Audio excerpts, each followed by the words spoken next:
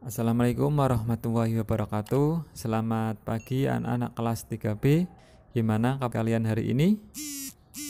Untuk pembelajaran sejarah kebudayaan Islam atau SKI hari ini yaitu melanjutkan pembelajaran sebelumnya, yaitu pembelajaran 3. Nah, terus untuk materi hari ini yaitu masa remaja Nabi Muhammad Shallallahu Alaihi Wasallam. Nabi Muhammad tumbuh menjadi remaja dalam lingkungan yang sangat baik. Walaupun Nabi melewati masa remajanya tanpa didampingi kedua orang tuanya, namun Abu Thalib sebagai pamannya telah mengambil alih fungsi orang tua dengan sangat baik. Abu Thalib memperlakukan Nabi Muhammad dengan penuh kasih sayang, melebihi putranya. Rasa sayang yang ditunjukkan tentu saja bukan sikap sayang yang memanjakan, tetapi yang bersifat mendidik. Bersama pamannya, Nabi hidup dengan sederhana karena Abu Thalib adalah orang yang sederhana secara materi dan gaya hidup.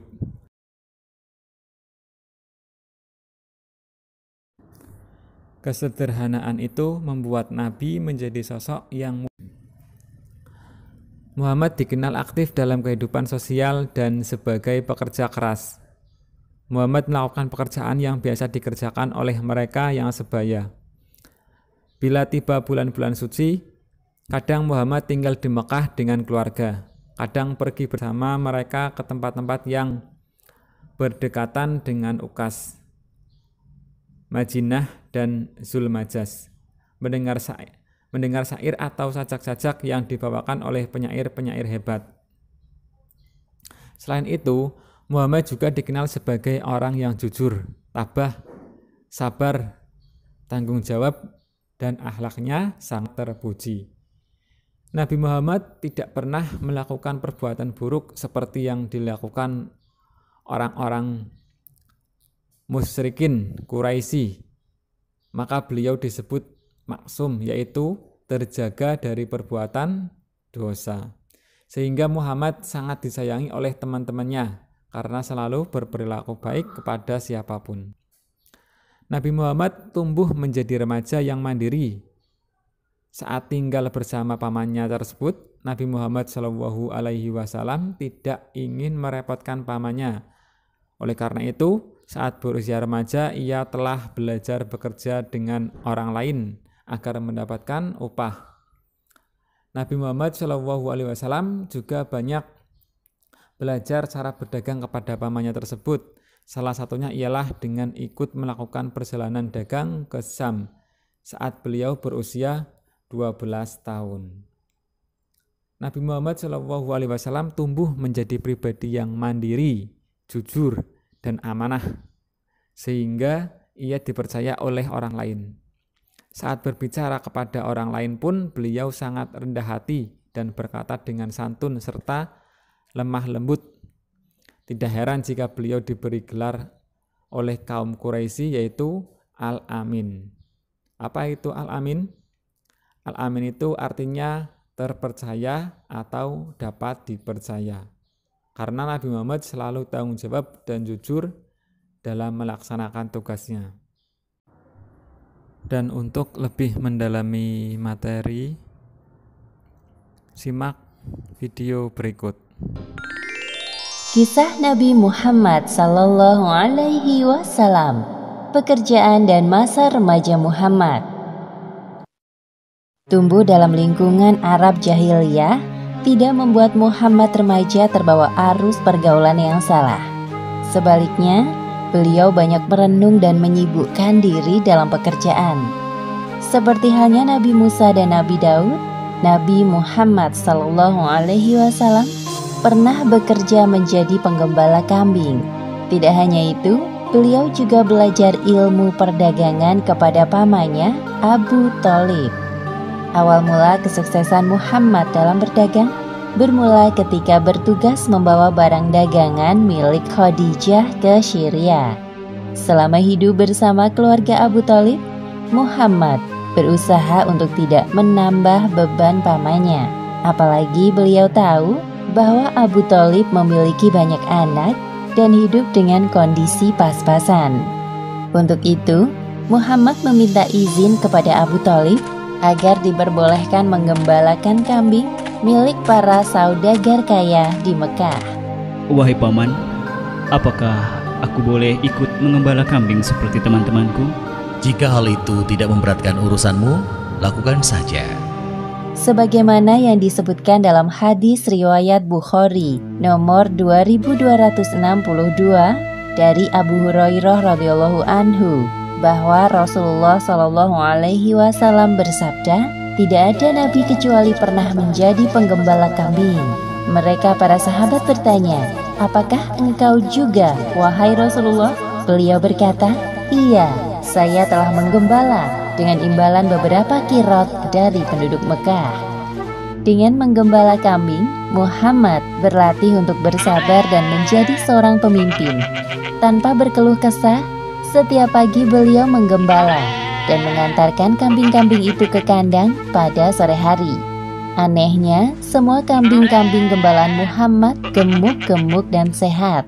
Hal tersebut membuat para saudagar puas dengan hasil kerjanya. Aku sangat senang melihat anak muda seperti keponakanmu itu. Dia sangat rajin dan cekatan. Beruntung engkau memilikinya, wahai Abu Thalib. Sungguh, aku tidak menyuruhnya bekerja jikalau dia tidak benar-benar menginginkannya. Dia pasti tidak ingin merepotkanmu. Menurutku, Muhammad tidak seperti para pemuda kebanyakan di Mekah yang lebih suka hiburan daripada bekerja keras. Muhammad memang sangat menjaga dirinya dari perbuatan maksiat. Akhlaknya pun sangat mulia dari semua orang yang pernah aku kenal di Mekah. Sewaktu menggembala, Muhammad sering berpikir tentang hal-hal yang terjadi di sekitarnya.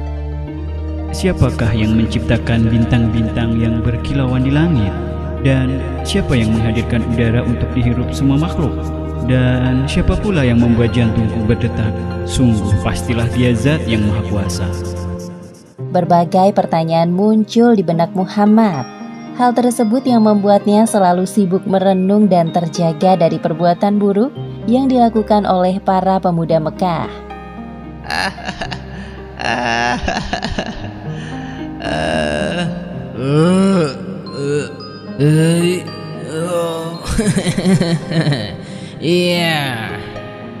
Pernah suatu ketika, Muhammad ingin pergi ke kota untuk melihat pesta perkawinan. Beliau pun menitipkan kambing-kambingnya kepada seorang teman penggembala. Wahai Muhammad, pergilah engkau ke kota dan lihatlah ada banyak hiburan di sana.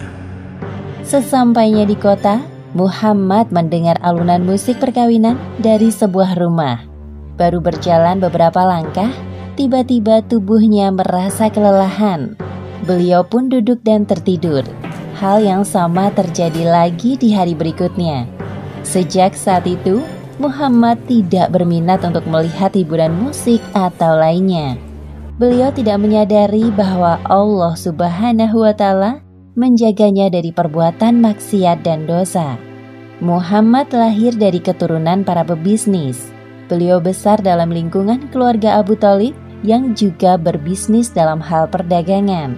Maka tidak heran jika Muhammad ingin menekuni bidang ini. Lagi pula peluang untuk berdagang lebih besar dibandingkan pekerjaan bercocok tanam jika melihat kondisi tanah Mekah yang cukup kering dan keras. Pada musim semi tahun 595 Masehi, para pedagang Mekah berencana untuk membawa barang dagangan ke Syria. Para saudagar kaya mulai mencari orang untuk menjadi agen atau pemimpin kafilah dagangnya. Di antara mereka terdapat seorang saudagar, wanita kaya bernama Khadijah. Abu Thalib mendengar bahwa Khadijah sedang mencari seorang agen. Tiba-tiba muncul bayangan Muhammad di benaknya. Kemudian Abu Thalib menawarkan jasa keponakannya itu kepada Khadijah. Wahai Khadijah, aku memiliki seorang anak muda berusia 25 tahun. Aku tawarkan ia bekerja kepadamu menjadi agen. Aku berani menjanjikan bahwa ia mampu melaksanakan tugas itu, meskipun sebenarnya belum cukup berpengalaman. Siapa pemuda yang engkau maksud, wahai paman? Namanya Muhammad. Khadijah pernah mendengar sekilas tentang Muhammad. Hal yang diketahuinya sama seperti para penduduk Mekah lain, yakni Muhammad terkenal dengan julukan Al-Amin. atau orang yang dapat dipercaya. Hal yang perlu Paman ketahui, aku sangat menjunjung tinggi nilai kejujuran. Maka aku putuskan untuk menerima Muhammad sebagai salah satu agen dagangku. Aku juga akan memberikannya upah 2 kali lipat lebih dari yang lain apabila pekerjaannya bagus. Terima kasih wahai Khadijah. Terima kasih kembali wahai Paman. Jika senggang, besok datanglah kemari bersamanya. Abu Thalib pulang ke rumah dengan perasaan gembira. Beliau tidak menyangka respon Khadijah kepadanya sangat ramah. Tak heran jika ia sukses dalam dunia perdagangan. Keesokan harinya, Abu Thalib mendatangi rumah Khadijah lagi bersama Muhammad. Itulah pertama kali Muhammad mengenal sosok Khadijah secara langsung. Kemudian Khadijah menerangkan tentang seluk-beluk perdagangan yang selama ini telah dijalankannya selama bertahun-tahun. Muhammad dengan cermat mendengarkan dan memahami semua penjelasan Khadijah. Tidak ada satupun penjelasan Khadijah yang tidak dimengerti olehnya. Akhirnya saat yang dinantikan tiba. Muhammad berangkat bersama kafilah dagang milik Khadijah. Seorang pembantu laki-laki kepercayaan Khadijah bernama Maisarah turut serta. Ini surat-surat perdagangan yang engkau butuhkan, wahai Muhammad. Selamat jalan. Saat itu musim panas. Udara pada siang hari terasa lebih panas dari biasanya. Maka kafilah dagang Muhammad memilih berjalan di waktu senja dan beristirahat di siang harinya. Mereka berangkat menuju jalur yang ditempuh Muhammad 13 tahun lalu bersama pamannya Abu Thalib. Selama perjalanan, Muhammad merasa terhibur dengan adanya teman seperjalanan seperti Maisarah. Engkau sungguh banyak bicara wahai Maisarah, tapi anehnya aku senang mendengarnya.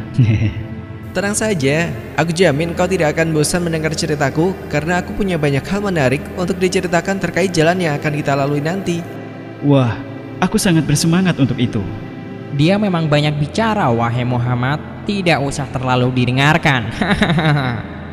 Tidak butuh waktu lama bagi Muhammad untuk akrab dengan anggota kafilah dagangnya. Mereka sangat ramah dan bekerja secara profesional. Perjalanan yang melelahkan selama 1 bulan terbayar ketika mereka sampai di Syria. Setelah bersiap-siap, rombongan kafilah menuju ke tempat bertemunya para penjual dan pembeli. Maisarah tidak menyangka bahwa Muhammad sangat menguasai pekerjaannya. Ia cekatan, cerdas, jujur dan ramah kepada setiap pembeli. Semua orang yang bertemu dengan Muhammad selalu terkesan dengan penampilan dan sikapnya yang sopan. Sepertinya ini bukan pertama kalinya bagimu ya. Engkau sungguh keren wahai Muhammad. Barang dagangan yang kita bawa dari Mekah terjual semua. Pasti keuntungan kita sangat banyak. Syukurlah, bukankah itu yang kita semua harapkan? Ya, dengan semua keuntungan ini kita dapat membeli barang-barang baru untuk dijual kembali. Khadijah benar-benar tidak salah memilih agen. Pada malam hari, saat semua orang tertidur, Muhammad kembali merenung dan menyendiri. Beliau berpikir tentang perpecahan yang terjadi pada kelompok Nasrani di Syria. Padahal sebelumnya mereka berjalan dalam satu kelompok. Sekarang malah memilih jalan sendiri-sendiri. Lantas, manakah yang paling benar? Diam-diam Maisarah memperhatikan Muhammad yang masih terjaga dalam tidurnya. Dalam hatinya timbul rasa kagum kepada Muhammad. Aha, sesamanya di Mekah nanti akan aku ceritakan semua hal tentang Muhammad kepada Khadijah. Pasti dia akan kagum dan tertarik dengan Muhammad. Demikianlah akhir kisah pekerjaan dan masa remaja Muhammad. Hikmah yang dapat kita ambil dari kisah ini, hendaknya kita meneladani sikap Nabi Muhammad SAW saat beliau remaja, yaitu bekerja dengan penuh semangat agar pekerjaan kita penuh berkah. Selalu bersikap sopan dan jujur dalam berbicara, menjaga diri dari perbuatan maksiat, dan merenungkan peristiwa di sekitar kita agar tidak mudah terlena dengan urusan duniawi. Wallahu a'lam bishawab. Cukup sekian untuk pembelajaran hari ini. Tugas anak-anak yaitu mengerjakan Ayo Berlatih di LKS halaman 51, nomor 1 sampai 5. Wassalamualaikum warahmatullahi wabarakatuh.